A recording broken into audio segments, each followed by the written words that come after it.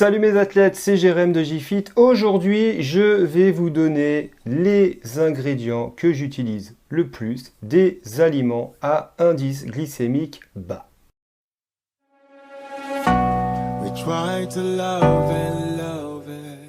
Tout d'abord, merci à ceux qui sont abonnés à la chaîne. J'ai l'impression que vous aimez ce que je fais. Un énorme merci à tous ceux qui likent les vidéos. N'hésitez pas à vous abonner en cliquant sur le bouton juste en dessous. Activez les notifications pour recevoir les alertes des nouvelles vidéos chaque mercredi en cliquant sur la petite cloche. Et n'hésitez pas à mettre un énorme pouce bleu si vous aimez ce que je fais. Je vous parle souvent sur la chaîne d'indice glycémique, d'insuline, des réactions que cela entraîne sur votre corps. Si vous entendez biper, c'est ma montre qui se met en mode économie d'énergie. Je la garde au poignet en ce moment, juste pour savoir un peu le nombre de pas que je fais dans la journée, étant donné que la 6000D arrive à grands pas, sans mauvais jeu de mots, à la fin du mois. Je me dis que ça peut être pas mal de savoir combien de pas je fais dans la journée. Mais revenons à nos moutons, ou plutôt à nos indices glycémiques bas. Consommer des aliments à indice glycémique bas, voire modéré, ça va te permettre de ne pas avoir à compter tes calories. Parce que si tu t'enfiles 1 kg de haricots verts, eh ben ça n'aura pas d'incidence sur ton poids, c'est évident. Premier aliment que je te conseille, enfin première famille d'aliments que je te conseille, c'est justement, on parlait des haricots verts, les légumes verts. Les légumes verts qui ont des indices glycémiques compris entre 5 et 15. Donc, cru, que ce soit du concombre. En plus, le concombre, c'est excellent pour l'hydratation, parce que l'hydratation, c'est pas juste la boisson, c'est également les fruits et les légumes. Et le concombre contient énormément d'eau. Concombre, artichaut, petits pois, haricots verts. Les légumes verts doivent être présents à chacun, je dis bien chacun de tes repas, que ce soit en légumes cuits, que ce soit en crudité, arrosé d'huile d'olive ou d'huile de colza. Je veux voir des légumes verts dans chacun de tes repas. Deuxième aliment star à indice glycémique bas, les oléagineux. Les amandes, les noix de cajou, les noisettes, les cacahuètes, les noix du Brésil, les noix de macadamia, j'en passe et des meilleurs, il y en a énormément à consommer cru, donc pas grillé, et pas salé, puisqu'on n'a pas besoin de se supplémenter en sel. Une poignée en cas de petite faim, que ce soit dehors ou au bureau. Une petite poignée en collation. Quelques cerneaux de noix ou quelques amandes effilées sur un dessert ou dans une salade de crudité. On n'oublie pas les oléagineux. Troisième aliment à indice glycémique bas, mais pas tous, les fruits. Alors les fruits, attention. Attention parce que là on est en été et les vedettes de l'été sont en général le melon et la pastèque. Alors, le melon a un indice glycémique relativement modéré, donc ça va. En revanche la pastèque on est sur un IG supérieur à 80. Donc la pastèque, on y va vraiment doucement. En plus c'est un aliment qui se mange super bien parce que c'est plein d'eau. On en mange souvent 400-500 grammes sans s'en apercevoir. Attention à la pastèque. On va plutôt privilégier des fruits comme les poires, les pommes, tous les fruits rouges qui ont des indices glycémiques beaucoup plus bas, hormis les cerises. Et on va plutôt privilégier les fruits de saison et les fruits locaux et bio, bien évidemment. Attention, je répète, attention néanmoins à la pastèque. On pense que tous les fruits sont bons pour la santé, mais on y va mollo sur les quantités quand il s'agit de fruits à indice glycémique élevé. Pour savoir quel est l'indice glycémique d'un fruit, je te remets le lien dans le descriptif de la vidéo de l'application Mon IG qui te permettra de ne pas commettre d'impair. Quatrième aliment star de cette vidéo, les légumineuses. Et oui, les lentilles, les pois chiches, les haricots rouges, les haricots blancs, IG assez bas, 25-30 maximum, quel que soit le mode de cuisson. On peut les faire en purée, on peut en ajouter dans du riz. Dans du riz, c'est juste, mais incroyable. J'y reviens un peu plus tard parce qu'on va parler du riz basmati, mais la combinaison riz-haricots rouges, c'est un délice. Donc, les légumineuses, on n'hésite pas à en mettre dans les salades de crudité, on n'hésite pas à mélanger ça à du quinoa, à des pâtes complètes, à du riz basmati pour faire des sortes de chili. Et en plus d'avoir un indice glycémique bas et d'un pouvoir rassasiant assez élevé, on a des protéines. Donc toi qui ne consommes plus de lait de vache parce que c'est dégueulasse, toi qui ne consommes plus de viande parce que c'est pas bien pour la planète, c'est pas bien pour les animaux, et qu'en plus les conditions dans lesquelles les viandes sont aujourd'hui faites, je ne reviens pas là-dessus, mais clairement, moi, la viande, j'évite au maximum. Les seules viandes que je m'autorise, c'est le petit steak haché du boucher, parce que je sais d'où il vient et que je sais que c'est de la qualité, et c'est pas une fois par semaine, c'est en général une fois par mois. Donc, pour remplacer les protéines, parce que tout le monde se dit, mais si je mange pas de viande, je ne vais plus avoir de protéines, je vais perdre mes muscles. Eh ben non, parce que tu as les légumineuses avec toi.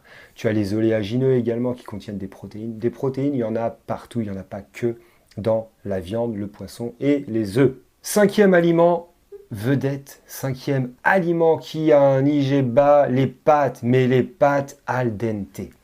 Pas les pâtes que tu laisses cuire 15 minutes et qui ressemblent à de la purée. Des pâtes au blé complet, des pâtes à la farine de riz, à la farine de quinoa, à la farine de boulgour, à la farine de sarrasin. Ce que tu veux, mais pas de la farine de blé blanc. Surtout pas cette farine raffinée qui fait qu'au final, on a un indice glycémique assez élevé et que tu te retrouves dans une situation où manger des pâtes ou des frites, ça revient à peu près au même, sauf que dans les frites, tu as les acides gras saturés en plus que tu n'as pas forcément dans les pâtes. Ça dépend encore dans quelle sauce tu les trempes. Donc les pâtes au blé complet ou à d'autres farines que le blé raffiné. Cuisson al dente ou un peu moins. Chaude, froide en salade, c'est juste mais un bonheur. Et ça t'apporte énormément de glucides pour toi qui es sportif. Et ça va être impeccable pour la récupération. Sixième aliment, le riz basmati. Parmi tous les riz qui existent sur cette planète, le riz basmati est celui qui a l'indice glycémique le plus bas.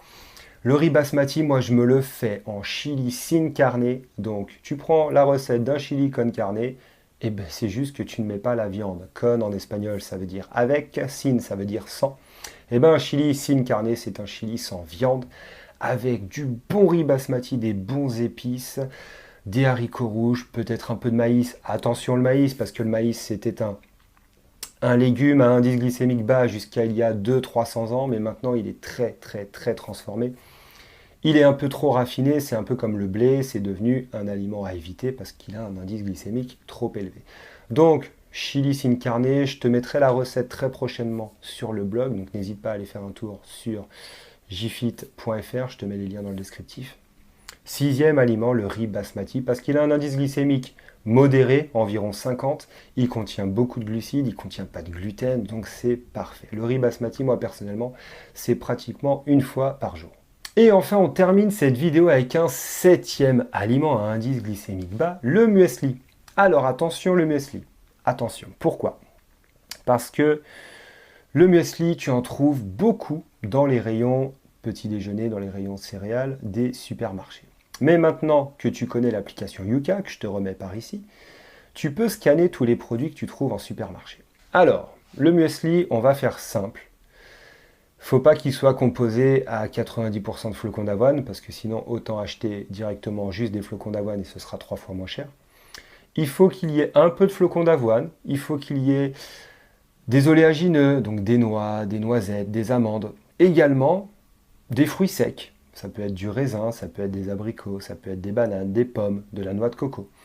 Mais surtout, tu fais bien attention en regardant l'étiquette qu'il n'y ait pas trop de sucre. Si tu prends un muesli, assure-toi de ne pas prendre un muesli qui contient plus de 10% de sucre raffiné. Pourquoi? Parce que le muesli c'est très bon et quand c'est sucré c'est encore meilleur. Si tu mets ça en plus dans du lait d'amande qui a un petit goût sucré, c'est encore meilleur. Donc tu vas manger le paquet.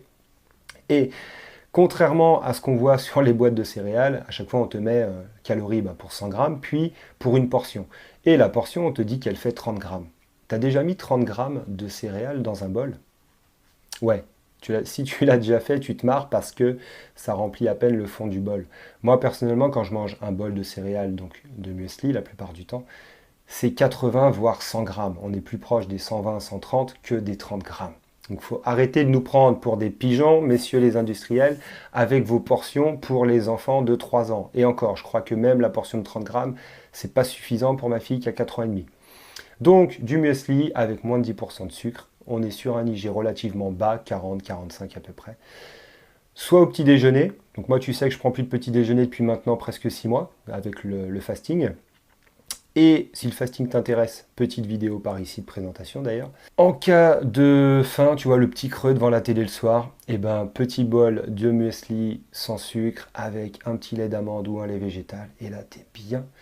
Parce que tu te fais plaisir sans culpabiliser parce que tu sais que tu as mangé de bonnes choses. Et il faudra absolument que je vous parle de mon fasting parce que je l'ai transformé depuis peu en Warrior Diet. La Warrior Diet, c'est un repas par jour. Et au mois de juin, j'ai perdu 2% de taux de masse graisseuse, 1 kg, c'est plutôt pas mal, c'est assez encourageant. Je vous en parle prochainement dans une vidéo.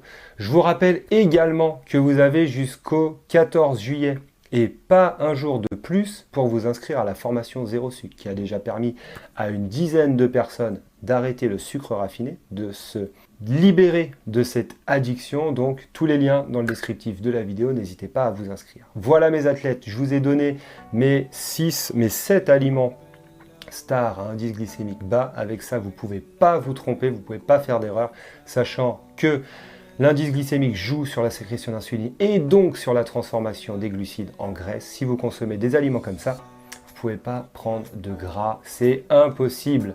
On se retrouve très vite pour de prochaines vidéos. Sportez-vous bien, à très vite. Ciao, ciao.